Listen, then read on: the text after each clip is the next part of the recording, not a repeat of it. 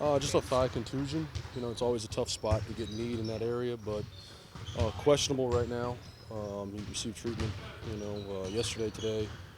Responded relatively well, but we'll just see how he goes this evening and after shoot around tomorrow. He did not practice it. He did not practice, no. What about 𝗙𝗢𝗟𝗏 and 𝗦𝗢𝗢𝗪? Rui was a partial participant. He's questionable with his ankle soreness, as is 𝗦𝗢𝗢𝗪. Both guys will be questionable at this point. And hopefully, after shoot around, we can make a more definitive decision. Everybody is traveling. Yes. Wes, what did you discover on the tape from Sunday's game that you found interesting or that we didn't discuss with you post game?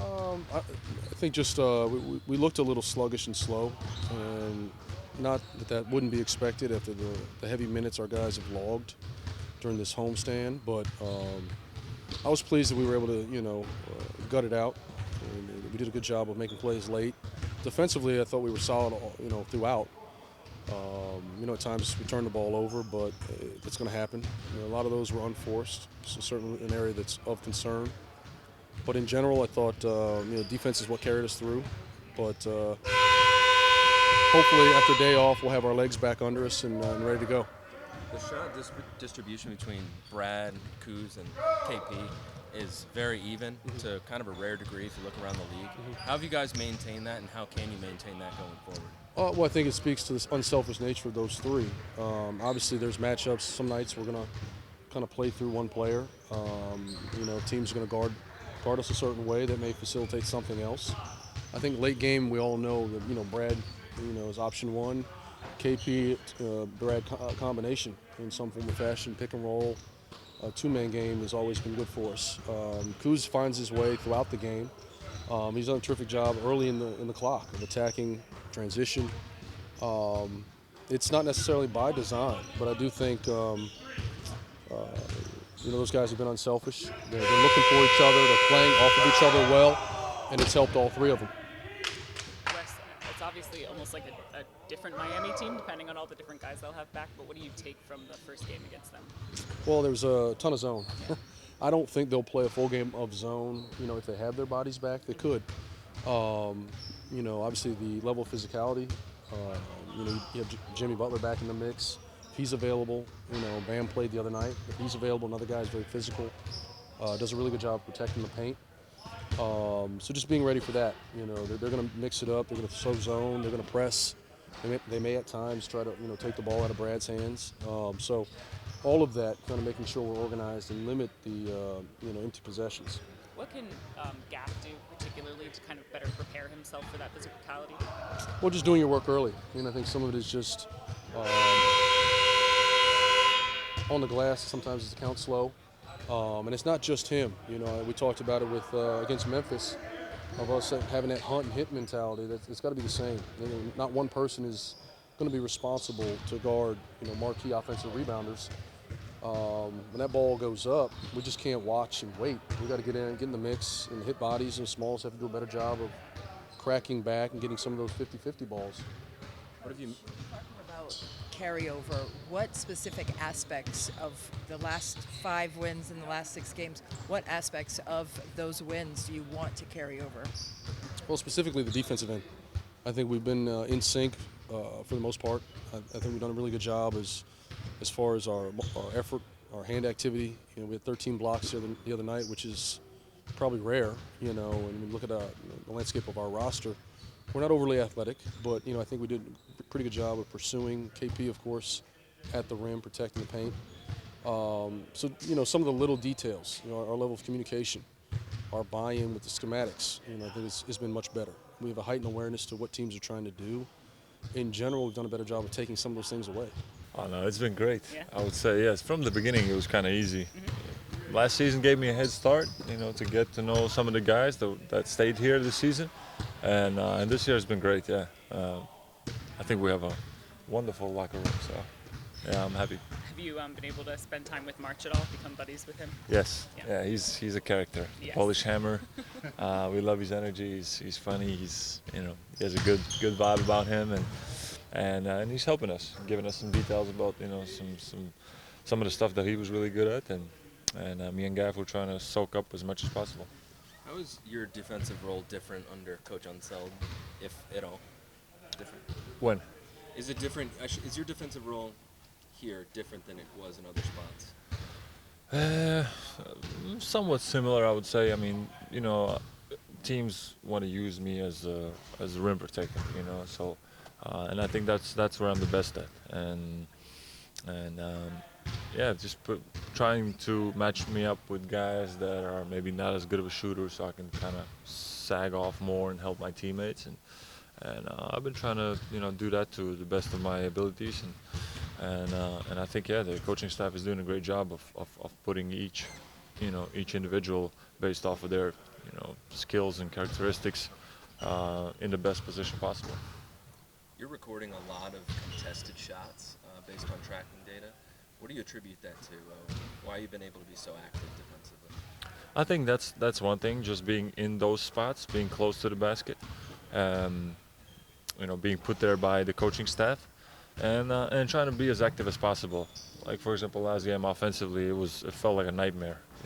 Just everything is in and out, or just out of rhythm, not the best decisions. And nights like that happen, but that I was talking to myself the whole game. Like, that cannot affect my defensive energy, and so I tried to stay as active as I could, help on that end as much as I could, and the game was not pretty, but you're gonna have nights like that, and it's important to stay mentally in it and do all the rest of the stuff that you can, even if your offensive game is not going. In these 17 games, you're looking like an all-star. What's been working well for you so far this season? Again, I have to say that our coaching staff, they're putting me in those situations. My teammates, of course, are finding me.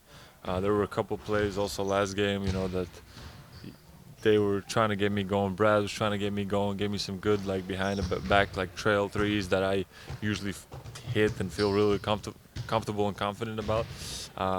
So my teammates have been, looking for me, finding me.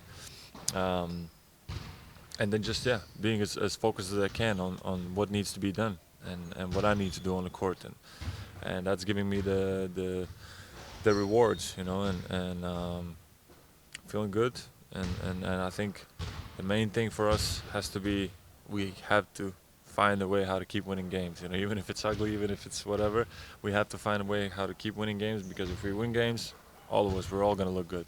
So. And you know your game better than anyone else. Have you added anything to your game this year that you see as paying dividends? I did work on my shot this summer. Last season I didn't shoot the ball well from three, and there's a couple of things I knew why, but still, you can always get better at it. And one thing I focused on was shooting the three, and I've had some games where I get hot and I feel really good. Some games not so much, but overall I think my shot is better and is getting where I want it to be, I think somehow, not somehow, I think with each season you're just more experienced too, and you read the game and you anticipate the game. And now I've been on the court for a while, and I've been the more time you spend on the court, the more the game slows down for you. I've had some injuries. You come back after injury, and then kind of everything's happening so fast. And now I'm getting to a point where I see everything that's gonna happen. And that kind of lets you first of all save energy. Because you're not this happened. Save energy and then see what's gonna happen and make the right read before it happens. And so I'm feeling real comfortable out there, and looking forward to leveling my game up even more. Yeah, recently it's been great. I mean, we haven't had time to practice very much, so it's been a lot of walkthroughs and team meetings and stuff, and that's where the carryover really shows. And we're doing a great job, and winning 5 out of 6 or the streak that we're on right now is impressive. You had a really good game off the bench, and then carried it over. Speaking of carryover, Nice. Starting lineup. Nice. Is that easier said than done? Depending on who you're playing with or that role? Yeah, it's much easier said than done for me. It's like, when you're coming off the bench, you got to warm up in warm-ups, and then you sit and get cold, and then you got to come back in and be on right away. So it's a lot harder job. But thankfully, like I've said before, no matter what I'm doing or who I'm on the floor with, my job's the same. So it kind of is a one-size-fits-all type deal for me, which is nice. Hey, Core, I know you're an elite shooter, but you've been really finishing at the rim and attacking. What's been going into that so far for you? It's just keeping the defense off balance. So, on every scouting report in America, it's going to be shooting number one, and I got to make teams pay for that. So, just trying to evolve my game, grow in any way I can, and showcase myself as a player throughout the season. How do you feel like your defense is coming along? Great. That second year here now, I feel a lot more comfortable. Know the scouting report, know guys' tendencies. I just feel comfortable out there on the defensive end. When last year I was kind of looking around, scrambling, trying to make up and be reactive rather than being proactive. What has having Porzingis on the back end done to your guys' defense? Oh, it's the best. It takes a lot of stress off of us as guards. If we're late and a guy blows by us, we got a 7'3" mountain behind us, ready to block shots. And he's a much more willing and able defender than I think a lot of people give him credit for, and he's been huge for us. And with Miami playing pretty much a back-to-back on Wednesday, Friday, what is it about the continuity? We were talking about the carryover, but what is it about the continuity of playing this team for a third time in a week? 4 games, yeah. No, it's tough. They're going to come out and they're going to adjust to things. They're going to change stuff up. They're going to have guys in the lineup they didn't have when they played here. So it's a completely different team, and they're on their home floor. They're tough to beat. So we're going to need our A game no matter what, no matter who we roll out or no matter who they roll out. They're a really good team, and playing in that home building is tough. So we're gonna need to bring it.